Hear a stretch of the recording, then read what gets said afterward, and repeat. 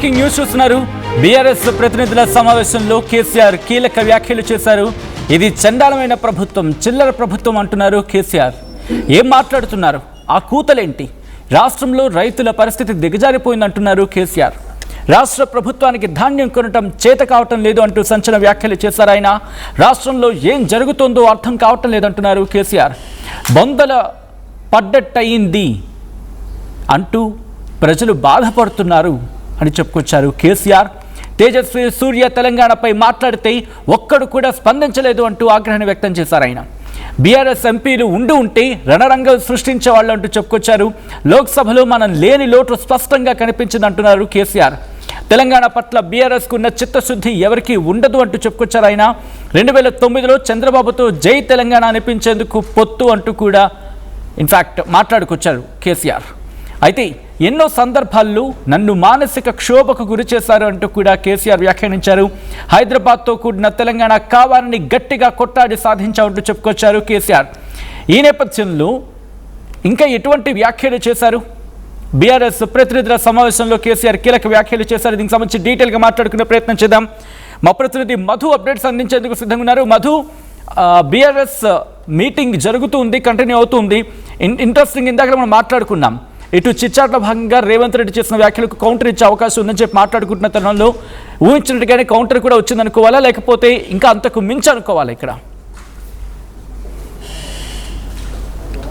Exact already Revanth Reddy chit-chat చేశారు. Chit-chat చేస్తూ continue అవుతున్న సందర్భంలోనే కేసీఆర్ స్పీచ్ ప్రారంభమైంది. కేసీఆర్ కూడా చాలా అగ్రెషన్తో స్పీచ్ కొనసాగుతూ ఉంది. దాదాపు 300 మందికి సంబంధించినటువంటి పార్టీ నాయకులు, ఎమ్మెల్యేలు, మాజీ ఎమ్మెల్యేలు, ప్రస్తుత ఎమ్మెల్సీలు, రాజ్యసభకు సంబంధించినటువంటి నాయకులు, పార్టీకి సంబంధించినటువంటి జిల్లా అధ్యక్షులు, మాజీ కార్పొరేషన్ చైర్మన్లు వీళ్ళందరితో చాలా అగ్రెషన్ స్పీచ్ నడుస్తూ ఉంది. కేసీఆర్ స్పీచ్ గత టీఆర్ఎస్ ఆవిర్భవించినప్పటి నుంచి తెలంగాణ వచ్చిన తర్వాత 10 ఏళ్ళు అధికారము, తర్వాత ఇప్పుడు కాంగ్రెస్ అధికారంలోకి వచ్చి 2.5 సంవత్సరాలు, వీటన్నిటిపైన కేసీఆర్ చాలా అగ్రెషన్ స్పీచ్ ఇస్తూ ఉన్నారు. చాలా ఆయన మాటల దాడి పెంచుతూ నాయకులతో మాట్లాడుతూ ఉన్నారు. వీటికి సంబంధించినటువంటి సమాచారం కూడా బయటికి వచ్చింది. ఆయన సింగరేణికి సంబంధించినటువంటి వారిపైన మాట్లాడారు. సింగరేణికి రాష్ట్రంలో అత్యధికంగా చేసిన పార్టీ ఏదైనా ఉంది, వారికి లబ్ధి చేకూర్చేలాగా అంటే అది బీఆర్ఎస్ హయాంలోనే అనేటువంటి స్టేట్మెంట్ చేశారు. తర్వాత మిషన్ భగీరథ, కాకతీయకు సంబంధించినటువంటి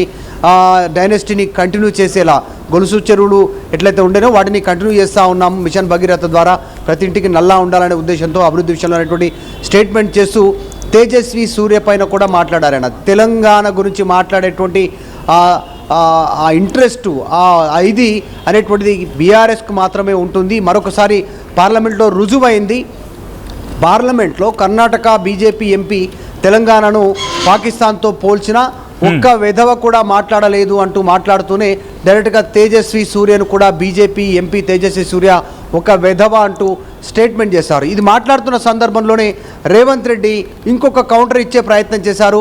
మాజీ ముఖ్యమంత్రి కేసీఆర్ పైన ప్రస్తుత ముఖ్యమంత్రి రేవంత్ రెడ్డి అసలు బీఆర్ఎస్ వెధవలకు మా ఎంపీల మాటలు వినిపించలేదా అంటూ స్టేట్మెంట్ చేశారు. కేసీఆర్ అంటే సభలో మల్లు రవి, కడియం కావ్య, చామల కిరణ్ తేజస్వి సూర్య మాటలకు కౌంటర్ ఇచ్చారు, మాట్లాడారు.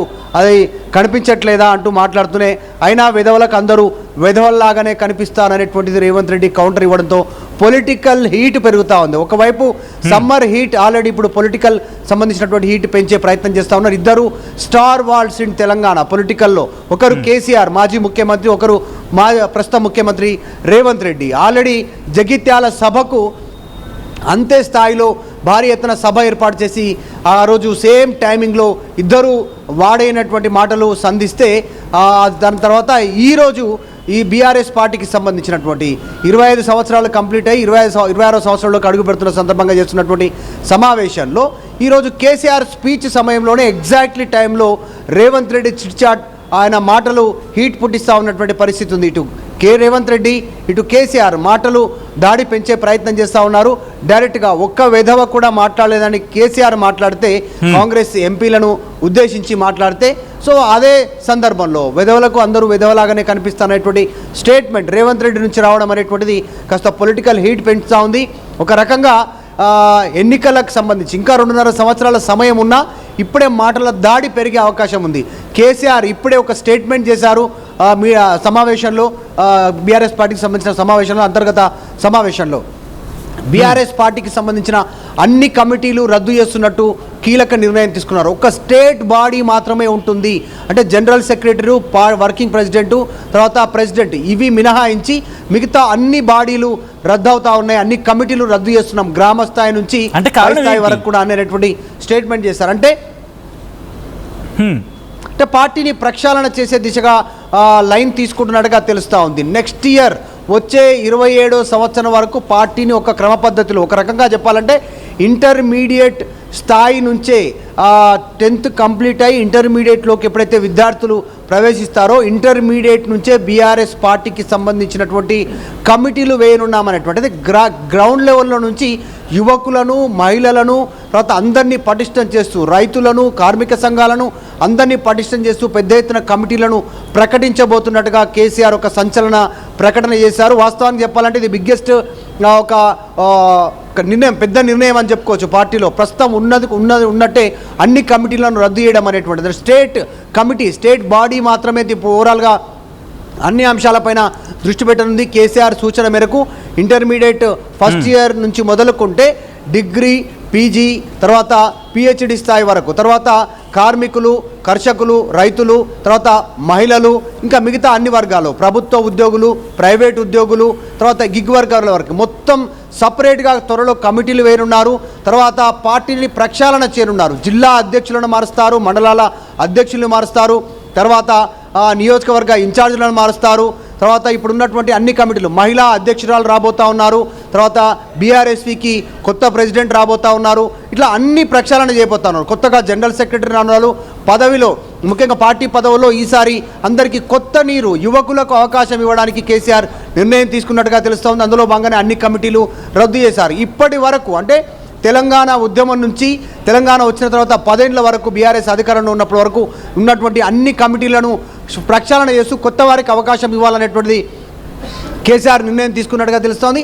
సీనియర్ల అనుభవాలను, సూచనలు తీసుకున్నప్పటికీ కొత్త రక్తాన్ని పార్టీలోకి ఎక్కించడానికి సిద్ధమవుతా ఉన్నారు. సో ఎన్నికల సంగ్రామం ఇంకా 2.5 సంవత్సరాల సమయం ఉన్న ఇప్పటి నుంచే సైన్యాన్ని తయారు చేయడానికి అన్ని పార్టీలు సిద్ధమవుతున్నాయి. అటు రేవంత్ రెడ్డి, ఇటు కేసీఆర్ ఇద్దరు రాజకీయంగా ఒకరికొకరు పోటీ పడేటువంటి అవకాశం ఉంది, తలపడేటువంటి అవకాశం ఉంది. సో ప్రస్తుతం కేసీఆర్ చేసినటువంటి స్టేట్మెంట్స్, తర్వాత రేవంత్ రెడ్డి చేసినటువంటి చిట్టాట్లో చేసినటువంటి మాటలు పెద్ద ఎత్తున కాస్త పొలిటికల్ హీట్ పెంచే ప్రయత్నం చేస్తూ ఉన్నాయి. సో ఈ రకంగా కేసీఆర్ ఇంకొకటి పర్ క్యాప్ ట్యాక్స్ సంబంధించిన విషయంలో కానీ, ఇంటింటికి నల్లా ఇవ్వడం విషయంలో కానీ, ఇళ్ల పట్టాల విషయంలో కానీ, 24 గంటల కరెంటు కానీ, రైతు బంధు విషయంలో కానీ అసలు మేము చేయని సంక్షేమం టచ్ చేయనటువంటి ఫీల్డే లేదు, అన్ని వర్గాలను టచ్ చేస్తూ ముందుకు తీసుకెళ్లామనేటువంటి స్టేట్మెంట్ చేశారు. సో ఈ రకంగా తర్వాత రేవంత్ రెడ్డి కూడా కొన్ని కీలక స్టేట్మెంట్ చేశారు. మరమనిషి కేసీఆర్ అనేటువంటిది కవిత సొంత కూతురే కామెంట్ చేస్తూ ఉంది, మీరే అవినీతి చేశారనేటువంటి ఆరోపిస్తుంది, పందికొక్కులను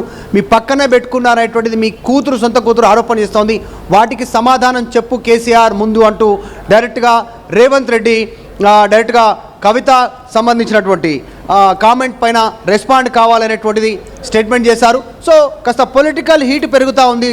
కాస్త బీజేపీ పైన కూడా రేవంత్ రెడ్డి మాట్లాడినటువంటి పరిస్థితి ఉంది.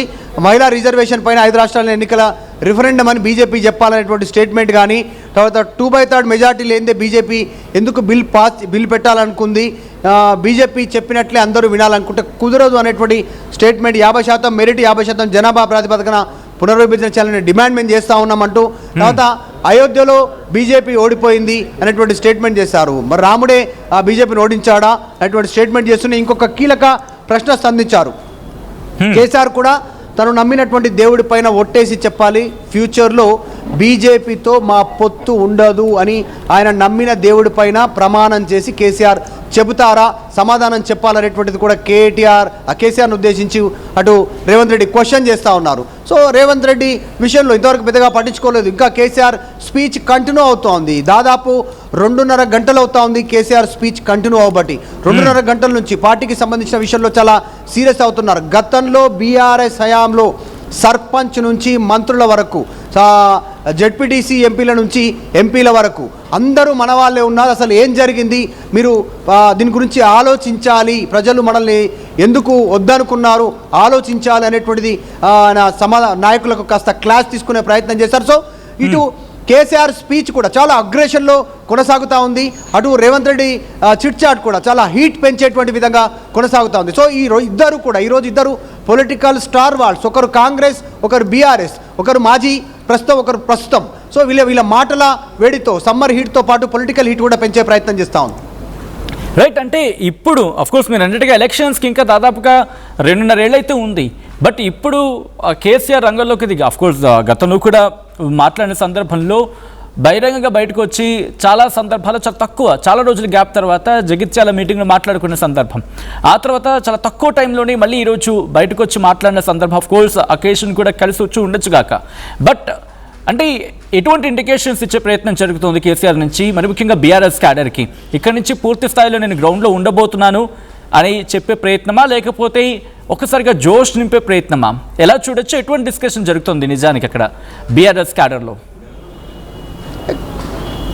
అంటే పార్టీని ప్రక్షాళన చేసేటువంటి దిశగా ముందుకు వెళ్తా ఉన్నారు. మనం చూసాం ఆల్రెడీ బీఆర్ఎస్ అధికారం కోల్పోయిన తర్వాత ఈ 2.5 సంవత్సరాలలో కేవలం ప్రభుత్వ అవినీతి, ప్రభుత్వం ఇచ్చినటువంటి హామీల అమలు విషయంలో చేస్తున్నటువంటి అంశాలపైనే ఫోకస్ చేశారు, ఫైట్ చేశారు లీగల్గా, తర్వాత గ్రౌండ్లో. తర్వాత ఇలాంటి కమిటీల విషయంలో కానీ పార్టీని ప్రక్షాళన చేసే విషయంలో కానీ కొత్త వారికి అవకాశాలు ఇవ్వడం కానీ పెద్దగా దృష్టి పెట్టలేదు. ఎందుకంటే ఎన్నికలు ఉన్న నేపథ్యంలో ఫర్దర్ ఫ్యూచర్లో పెద్ద ఎత్తున రీషఫల్ ఉండేటువంటి అవకాశం ఉంది. యువకులకు అవకాశాలు ఇవ్వడానికి పార్టీ సిద్ధమవుతా ఉంది. అందులో భాగంగానే ఏం చేంజెస్ పెద్దగా జరగలేదు. అటు కేసీఆర్ లేదు అంటే కేటీఆర్, హరీష్ రావు ఈ స్థాయిలో ఉన్నటువంటి నాయకులే పెద్దగా మాట్లాడే ప్రయత్నం చేస్తారు ప్రతి సందర్భంలో. మిగతా సమయంలో మాజీ మంత్రులు, ఎమ్మెల్యేలు మాట్లాడారు. కానీ గ్రౌండ్లో ఏంటి, విద్యార్థులకు సంబంధించినటువంటి, మహిళలకు సంబంధించినటువంటి, కర్షకులకు సంబంధించి, కార్మికులకు సంబంధించి ఇట్లా మిగతా ఇంకా కొన్ని అంశాల్లో ఎందుకు ఫోకస్ చేయలేకపోయింది అనేటువంటిది కేసీఆర్ దృష్టి పెట్టినట్టుగా తెలుస్తుంది. అందులో భాగంగానే పెద్ద ఎత్తున అన్ని కమిటీలను రద్దు చేస్తూ స్టేట్ కమిటీ మాత్రమే కొనసాగుతున్నటువంటి స్టేట్మెంట్ చేశారు. ఇక్కడ నుంచి ఒక మెసేజ్, పార్టీని పూర్తి స్థాయిలో ఒక గాడిలో పెట్టడానికి, మళ్ళీ ఫైట్ చేయడానికి సిద్ధం చేసేలా అన్ని కమిటీలను వేసుకుంటూ అంతా కొత్త వారికి అవకాశం ఇస్తూ పోవాలనేటువంటి నిర్ణయం తీసుకున్నట్టుగా తెలుస్తూ ఉంది. కేసీఆర్ ఇప్పుడే ఇమీడియట్గా యాక్టివ్ కాకపోవచ్చు పొలిటికల్గా. ఎలక్షన్ టైంలో 1 year ముందు కేసీఆర్ గ్రౌండ్లోకి వచ్చేటువంటి అవకాశం ఉంది. అప్పటి వరకు మాత్రం ఈ కొత్త కమిటీలు మొత్తం పూర్తి స్థాయిలో నియామకాలు అయిన తర్వాత వారు గ్రౌండ్లోకి వెళ్తారు. తర్వాత ఫ్యూచర్లో కేసీఆర్ బస్సు యాత్ర లేదంటే కేటీఆర్ పాదయాత్ర ఈ రెండు ఉండేటువంటి అవకాశం ఉంది. ఎన్నికల టైంలో బస్సు యాత్ర ఖచ్చితంగా కేసీఆర్ ఉండే అవకాశం ఉంది. అంతకంటే ముందుగా మాత్రం కేటీఆర్ పాదయాత్ర ఉండేటువంటి అవకాశం ఉంది. ఇదే విషయాన్ని గతంలో కేటీఆర్ పలు సందర్భాల్లో ఓపెన్గా చెప్పారు, నేను పాదయాత్ర చేస్తాననేటువంటి. సో వర్కింగ్ ప్రెసిడెంట్ కేసీఆర్ తనయుడు కేటీఆర్ పాదయాత్ర ఉండేటువంటి అవకాశం ఉంది. కాకపోతే ఈసారి గతంలో ప్రతిపక్షంలో ఉన్నటువంటి వ్యక్తి ఈరోజు ముఖ్యమంత్రిగా ఉన్నారు. ఆయన పదయాత్ర చేస్తారా, బస్సు యాత్ర చేస్తారా రేవంత్ రెడ్డి అనేటువంటి చూడాలి. అటు కూతురు, కేసీఆర్ కూతురు పార్టీ పెట్టింది టీఆర్ఎస్, తెలంగాణ రాష్ట్ర సేన అసోసియేషన్ పేరిట పార్టీ పెట్టారు కాబట్టి ఆమె కూడా పాదయాత్ర చేయడానికి సిద్ధంగా ఉంది. సో ఈసారి కాస్త పొలిటికల్గా ట్రయాంగిల్ కాదు, మొత్తం చతుర్ముఖం ఉండేటువంటి అవకాశం ఉంది. అటు బీజేపీ, బీఆర్ఎస్, టీఆర్, ఇటు 4 పార్టీలు తలపడేటువంటి అవకాశం ఉంది. ఎవరికి లాభం, ఎవరికి నష్టం గ్రౌండ్లో తేలే అవకాశం ఉంది. కానీ ప్రస్తుతానికి మాత్రం ఈ కేటీఆర్ ఫ్యూచర్లో పాదయాత్ర చేసేటువంటి అవకాశం ఉంది. కాకపోతే రేవంత్ రెడ్డి ఒక స్టేట్మెంట్ చేస్తూ ఉన్నారు, ఫోన్ ట్యాపింగ్కి సంబంధించిన వ్యవహారం కొలిక్కి వచ్చింది, కోర్టులో ఉంది, దానిపైన వాదనలు విన్నారు, దాని విషయం కూడా తేలుతుంది అనేటువంటిది. పాదయాత్ర టైంలో ఉంటే జైల్లో వేసేటువంటి అవకాశం ఉందా, జైలుకు వెళ్తే ఎవరు వెళ్ళే అవకాశం ఉంటుంది, ఆ టైంలో అధికారుల, అప్పుడున్నటువంటి పాలకుల తేలేటువంటి సిచ్యువేషన్ కొనసాగుతుంది. కాస్త నిజంగా చెప్పాలంటే తెలంగాణ రాజకీయం ఒక రసకందాయంలో పడేటువంటి సిచ్యువేషన్ ఉంది వచ్చేటువంటి ఎన్నికల నాటికి. ఆల్ రైట్, ఒకసారి మీ లైన్లో ఉండే ప్రయత్నం చేయండి మధు. మొత్తంగా అయితే మాత్రం బీఆర్ఎస్ ప్రతినిధుల సమావేశం జరుగుతుంది. మాజీ ముఖ్యమంత్రి బీఆర్ఎస్ అధినేత కేసీఆర్ కీలక వ్యాఖ్యలు చేశారు. ఇది చండాలమైన ప్రభుత్వం అంటూ ఉన్నారు మాజీ ముఖ్యమంత్రి బీఆర్ఎస్ అధినేత కేసీఆర్. చిల్లర ప్రభుత్వం, చండాలమైన ప్రభుత్వం అంటూ కాంగ్రెస్ ప్రభుత్వం గురించి మాట్లాడుకొచ్చారట్టుగా తెలుస్తోంది. ఏం మాట్లాడుతున్నారు, ఆ కూతలేంటి అంటూ కూడా ఆగ్రహాన్ని వ్యక్తం చేశారు సమావేశంలో. రాష్ట్రంలో రైతుల పరిస్థితి దిగజారిపోయిందంటున్నారు ఆయన. రాష్ట్ర ప్రభుత్వానికి ధాన్యం కొనడం చేత కావటం లేదు, రాష్ట్రంలో ఏం జరుగుతుందో అర్థం కావటం లేదు, బొందల పడ్డట్టయింది ప్రజలు అనుకుంటున్న మాట. అంటే ప్రజలు బాధపడుతూ ఉన్నారు ఇలా అనుకుంటూ అంటూ కేసీఆర్ చెప్పిన మాటలు ఇవి. ఇక అలాగే తేజస్వి సూర్య తెలంగాణపై మాట్లాడితే ఒక్కడు కూడా స్పందించలేదు. బీఆర్ఎస్ ఎంపీలు ఉండుంటే రణరంగం సృష్టించేవాళ్ళంటూ చెప్పుకొచ్చారు కేసీఆర్. లోక్సభలో మనం లేని లోటు స్పష్టంగా కనిపించిందంటున్నారు ఆయన. తెలంగాణ పట్ల బీఆర్ఎస్కు ఉన్న చిత్తశుద్ధి ఇంకెవరికీ ఉండదు అంటూ కూడా చెప్పుకొచ్చారు ఆయన. 2009లో చంద్రబాబుతో జై తెలంగాణ అనిపించేందుకు పొత్తుకు వెళ్ళాలంటూ కూడా మాట్లాడుకొచ్చిన క్రమం. ఎన్నో సందర్భాల్లో నన్ను మానసిక క్షోభకు గురి చేశారన్నారు కేసీఆర్. హైదరాబాద్తో కూడిన తెలంగాణ కావాలని గట్టిగా కొట్లాడి సాధించామంటూ చెప్పుకొచ్చారు. ఇటు తెలంగాణ మాజీ ముఖ్యమంత్రి బీఆర్ఎస్ అధినేత కేసీఆర్.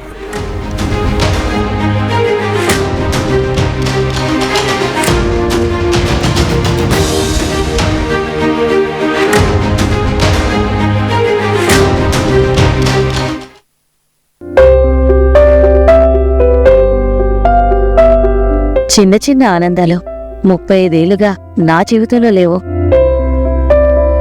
35 ఏళ్లుగా నేను డైపర్లలో బ్రతికాను. 6 సెంటీమీటర్ల ఫిస్టులా నా మూత్రాశయంలో లీకు కారణమైంది.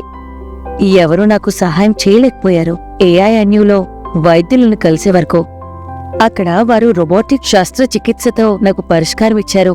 వారు నా ఆత్మవిశ్వాసాన్ని కూడా తిరిగిచ్చారు. Precision Care makes it possible. The Center for Robotic Surgery at AINU.